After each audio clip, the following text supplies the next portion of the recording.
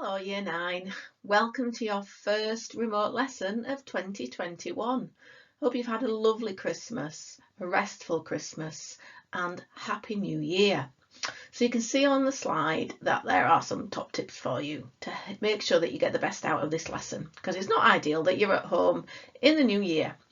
So you need to make sure that you're in a quiet place where you can concentrate. No TV on, no siblings shouting or dogs barking or cats meowing. Mine is locked out of the room. Make sure you've got all the equipment that you need, your exercise book or some paper, anything you can write on. If you've got a laptop that you can work on, then that's fine. Just something that you can work on. You should have your English book. If you've got your English book, perfect. Pen, pencil, highlighter, your usual pencil case, all your equipment. Check Teams, because your teacher should have put a personal notice on there with what they want you to do. They might give you some specific instructions to do with this video.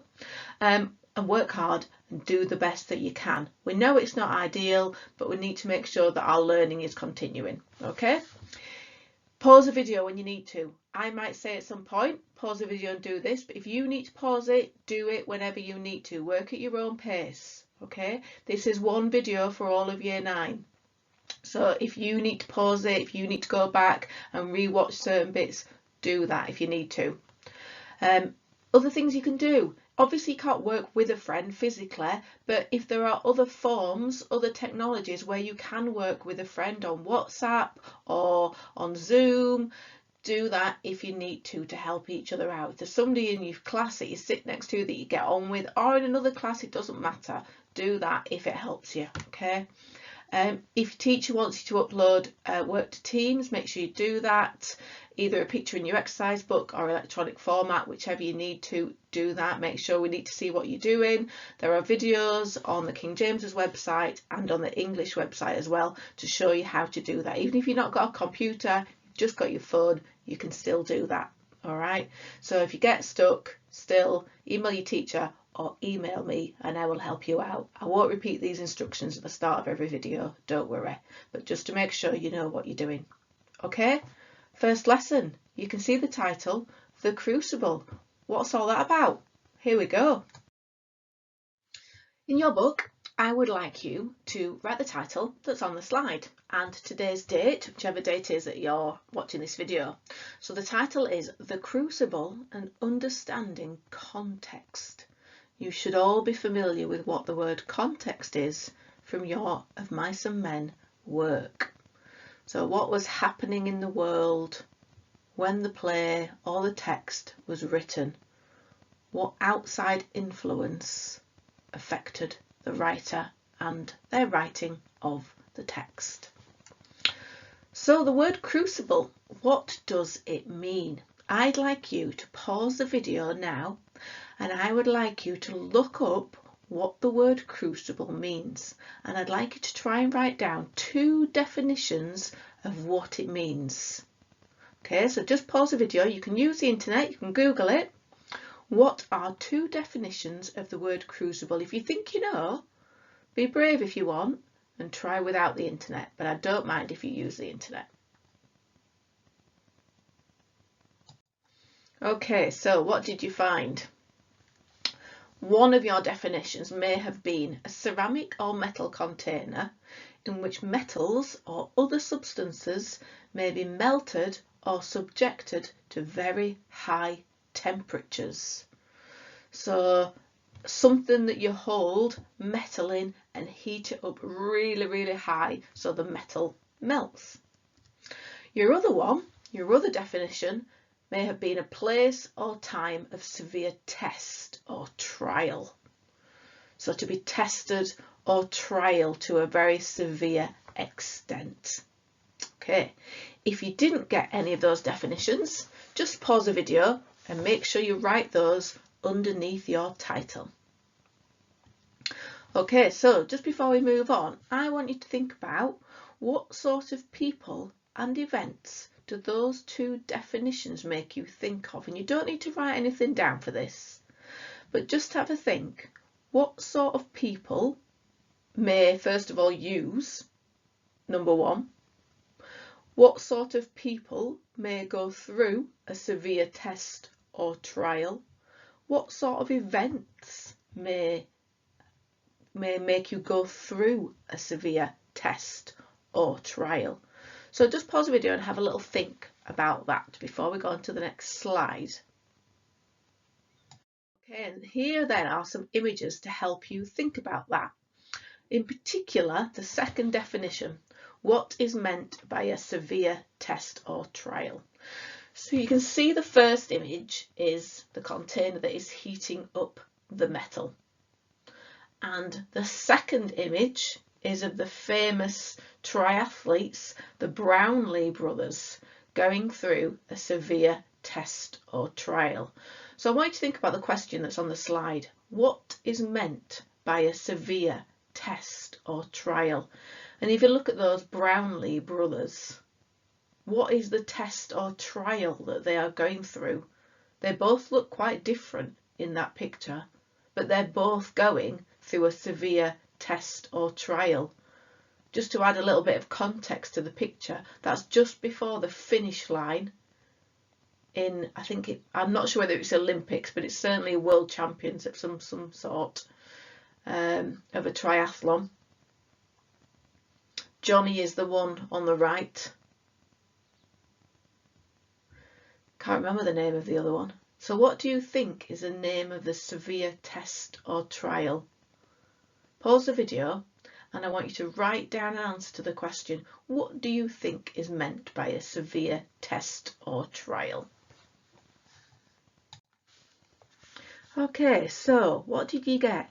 You might think then that severe test or trial may be that you are tested physically, because you could say the metal and the triathletes there are being tested physically, but are you being tested emotionally as well? Can you think of another way that you may be tested or trialed? What about morally? Okay, there are many ways that we can be tested or trialed. Okay, well done Year 9. So moving on to specifically looking at the play, the Crucible, that we are looking at. It's not a story this time, like of Mice and Men, or poems that some of you have been looking at. This time it is a play, so written to be performed on the stage. And there are also some film versions of it, of course. And what you can see on the screen in front of you are two posters that have been produced to advertise play versions for theatres of Arthur Miller's version, Arthur Miller's play The Crucible. So I want you to look at what is on the posters on the screen. And I want you to think about, what do they suggest about the content of the play, The Crucible? And just look carefully for a moment in each picture and what you can see. Okay, and I'm going to bring up a few little prompts in the middle of the screen for you.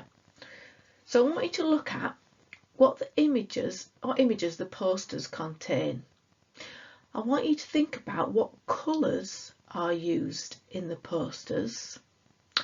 There are different font types used, and there are also, particularly on the one on the right, the mainly red one, there is some text or phrasing on there as well. There isn't so much on the other one on the left. And I want you to just pause the video and I want you to just look carefully and think about each of those 4 bullet points. And what do the images make you think will be in the play? What do the colours make you think of? And what does that make you think, therefore, the play will be about?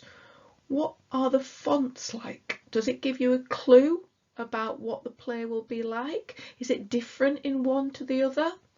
And the text or phrasing on one of them, does that give you a clue about what the play will be about? So just pause the video and just look at the posters and just try and consider those 4 bullet points. Okay, what I'd like you to do next is, with enough room to write in the middle, I'd like you to draw these overlapping circles, ideally a full page in your exercise will be good. They don't have to be circles if you don't want. You can do overlapping squares, it doesn't matter. Just you need to be able to compare the two posters. So you need to be able to have one bit that has one poster, one bit that has the other poster, and the bit in the middle is where you write similarities between the two posters. Okay, so if you can make sure that you've got something that looks like that in your book, and then what I would like you to do is in this side, I would like you to write what is just on the first poster. Okay, so what does that have? On this side, I want you to write what is just on the second poster. And in the middle, I want you to write down some similarities. So what are some common things between both posters? Okay, you may need to obviously pause the video and go back to the previous little slide and have the two pictures up once you've drawn the circles. Okay, I suggest you spend about 5 or 6 minutes on this and think carefully.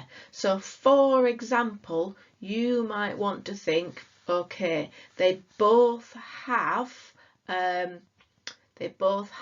woman on the poster, but is there something different about the woman from one poster to the other?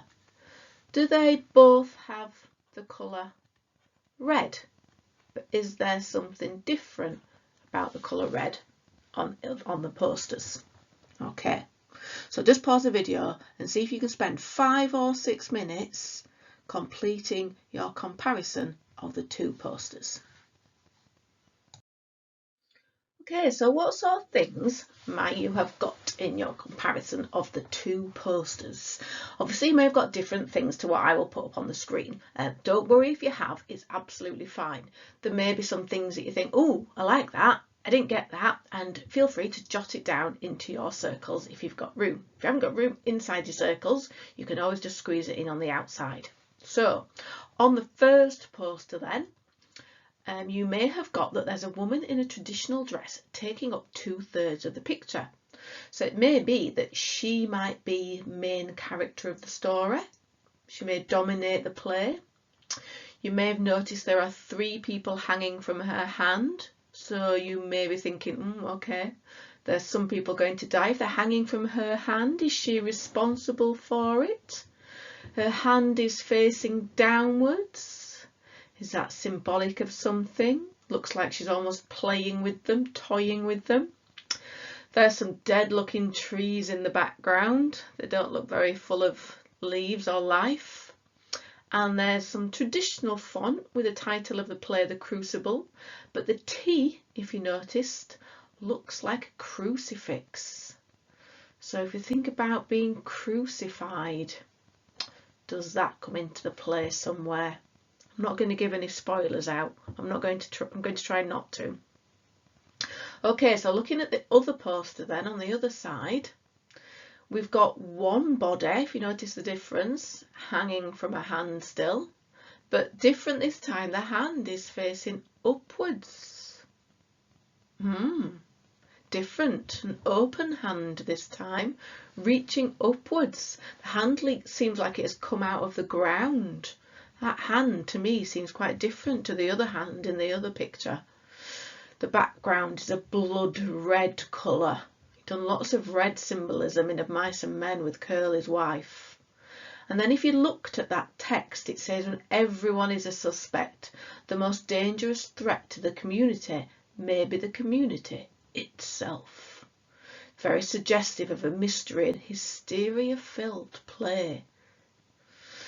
We'll look at the word hysteria in a moment. So, a puppet type hand with people hanging is a common theme then across these two posters.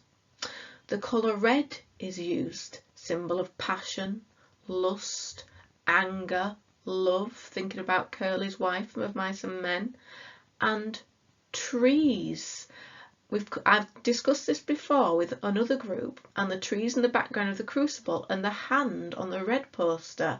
Many of my previous classes have said that that looks like a tree. You might disagree with me on that point, Year 9. That's entirely up to you. This is all my opinion. So you can pause the video and you can get some of those ideas down if you miss them. Well done so far, Year 9. Okay, so what are we really talking about?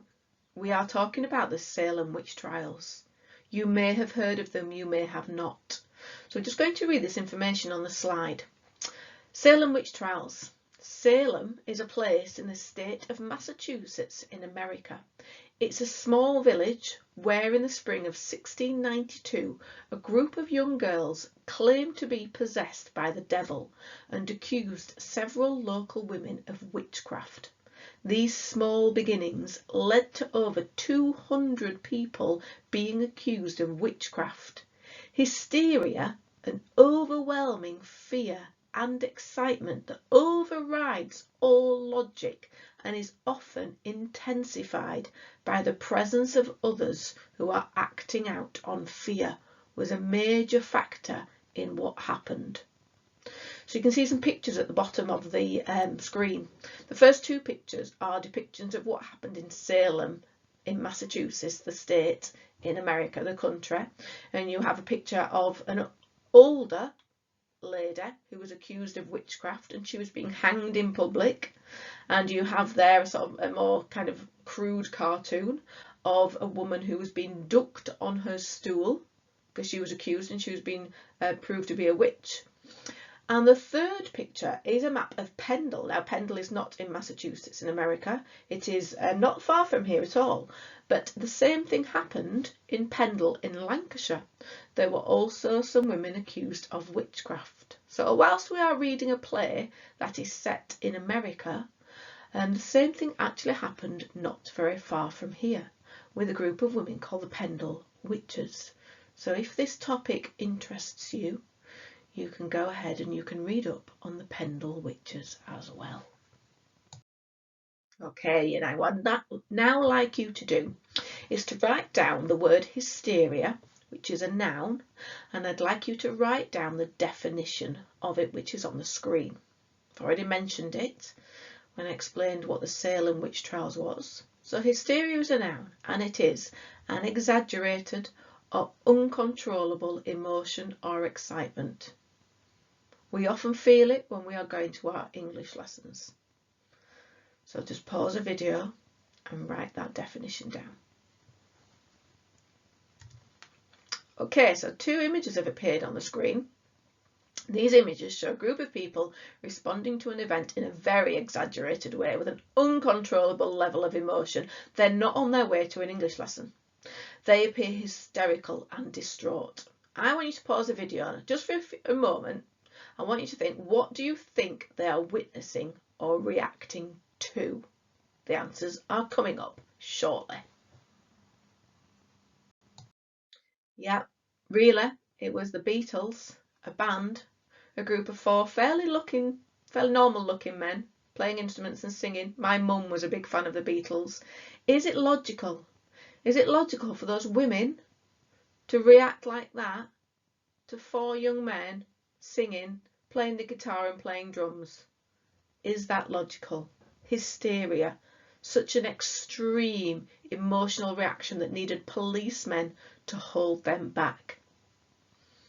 You may feel the same way about your favourite band. You may not.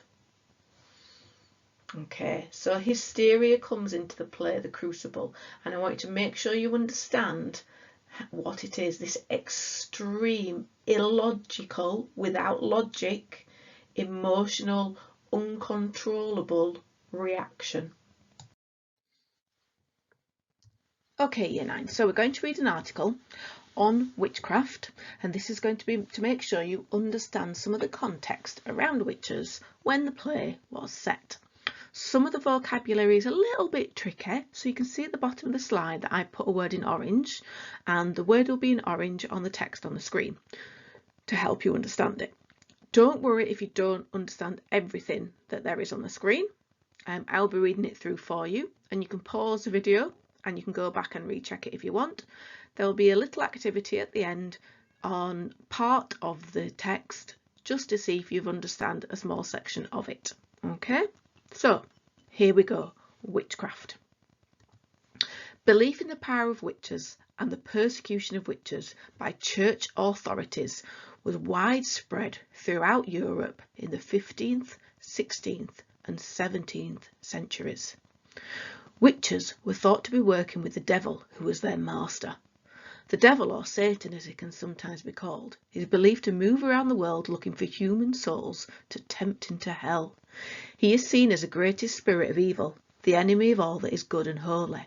He has supernatural powers which he uses to trap the souls of men and women without them even knowing it. The Puritans believed in and feared the devil and all his works, as did many Christians at the time. Witches were believed to have certain powers given to them by their master, the devil. It was believed that they could make themselves invisible or change themselves and others into animals, birds, or other creatures, and that they could fly. It was thought they could create charms and cast spells, cause sickness and death to people and animals simply by looking at them or by sticking needles or pins into an image of the victim. It is easy to see how in a society which had no scientific answers for the problems of sickness and disease, that these troubles could be blamed on supernatural forces and beings. Europe at the time was filled with and ravaged by plagues, wars and crop failures. These were often seen as a result of God's anger, a punishment to man for his wickedness. More local problems from village to village were more likely to be blamed on witchcraft, and so the hunt for witches started. The Christian Church pursued and persecuted those people who were supposed to be witches. A common test for being a witch was pricking with a needle. All witches were supposed to have somewhere on their body with a mark made by the devil which was insensitive to pain. If such a mark were found, it was thought to be absolute proof of witchcraft.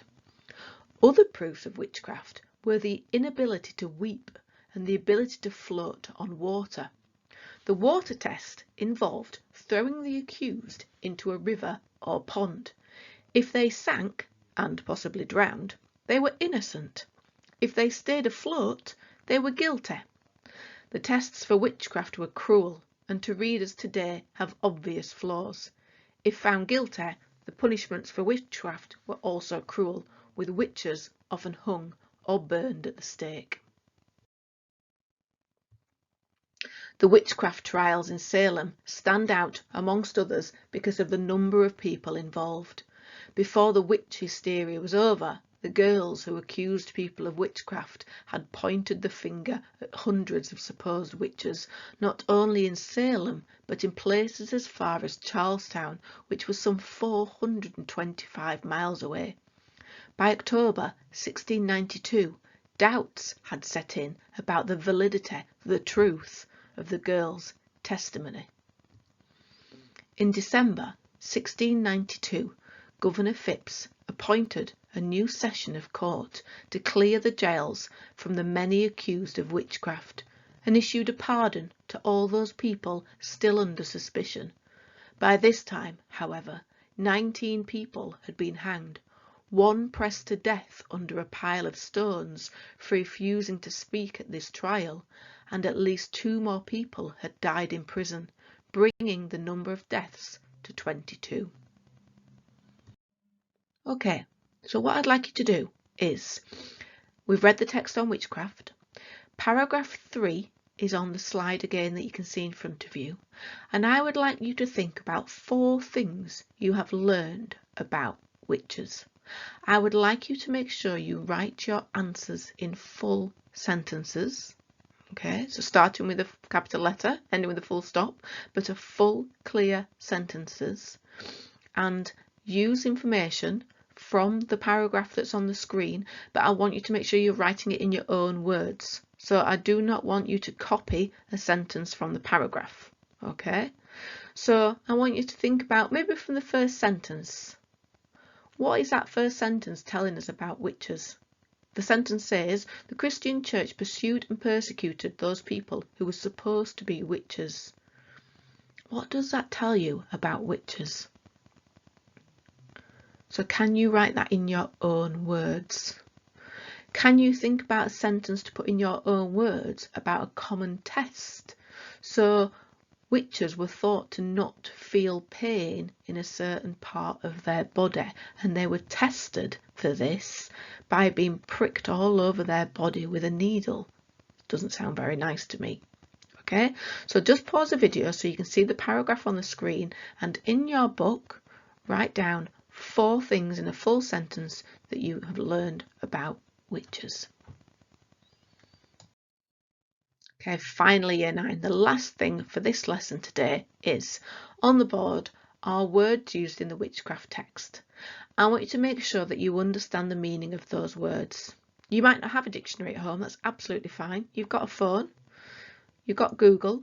So if there are any of those words that you don't understand, I want you to make sure that underneath the 4 sentences that you've just written, you are writing those words and you are writing a definition that you understand next to them.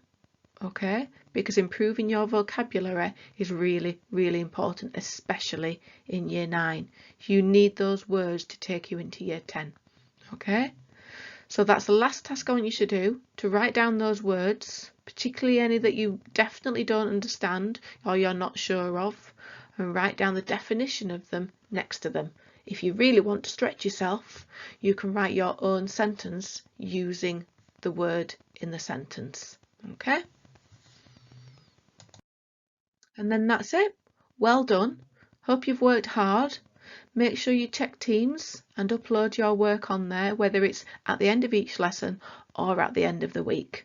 Okay? Good luck, Year 9. Hope we see you soon, and stay safe.